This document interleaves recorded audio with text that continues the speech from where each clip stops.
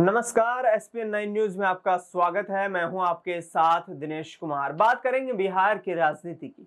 बिहार की राजनीति में जिस तरीके से पिछले दिनों एक सियासी भूचाल देखने को मिला, जब नीतीश कुमार ने अच्छी खासी आरजेडी के साथ चल रही सरकार को धराशायी करके भारतीय जनता पार्टी के खेमे में जाने का फैसला कर लिया, लेकिन उसके बाद अब जिस तरीके से एनडीए गठबंधन के तमाम सहयोगी दलों के बीच सीट शेयरिंग को लेकर जो उठापटक देखने को मिली, उसमें पशुपति पारस और मुकेश सहनी को तगड़ा झटका लगता हुआ नजर आया। आपको बता दें कि पशुपति पारस चिराग पासवान के चाचा हैं। उनके पास वर्तमान में 5 मौजूदा सांसद हैं, जबकि चिराग पासवान अपनी पार्टी के अकेले सांसद हैं।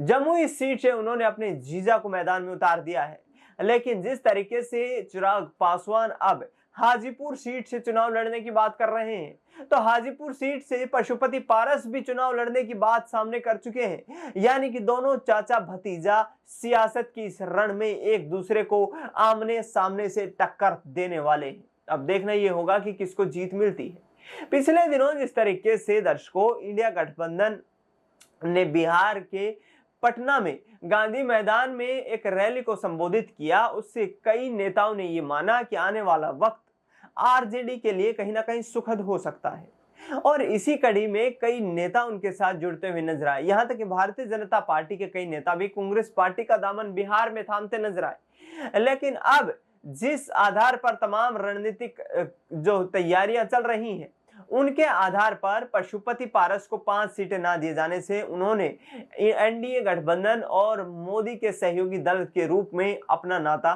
तोड़ दिया है। दूसरी तरफ आरजेडी की तरफ से उन्हें 3 सीटों का ऑफर अभी दिया जा रहा है, लेकिन हो सकता है कि आने वाले वक्त में 5 सीटों पर वो चुनाव लड़ते हुए नजर आए। आपको बता दें कि वर्तमान स्थिति देखें तो आरजेडी कम से कम 25 सीटों पर बिहार में चुनाव लड़ती हुई दिखाई देगी।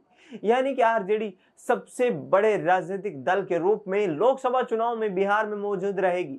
वर्तमान में देखा जाए तो उनके पास 78 विधायक हैं और 2020 में सबसे बड़ा दल बनकर के विधानसभा में आरजेडी ने एंट्री की थी। यानी कि साफ तौर पर यदि पशुपति पारस उनके साथ आते हैं, मुकेश सहनी उनके साथ आते हैं, तो ये लोकसभा चुनाव से पहले आरजेडी के लिए एक संजीवनी के रूप में हो सकता है, क्योंकि इसके साथ साथ बीजेपी को घेरने का उन्हें एक अच्छा प्लेटफॉर्म मिल जाएगा। फिलहाल इस खबर में इतना ही। देश दुनिया की तमाम बड़ी खबरों के लिए आप देखते रहिए SPN9 न्यूज।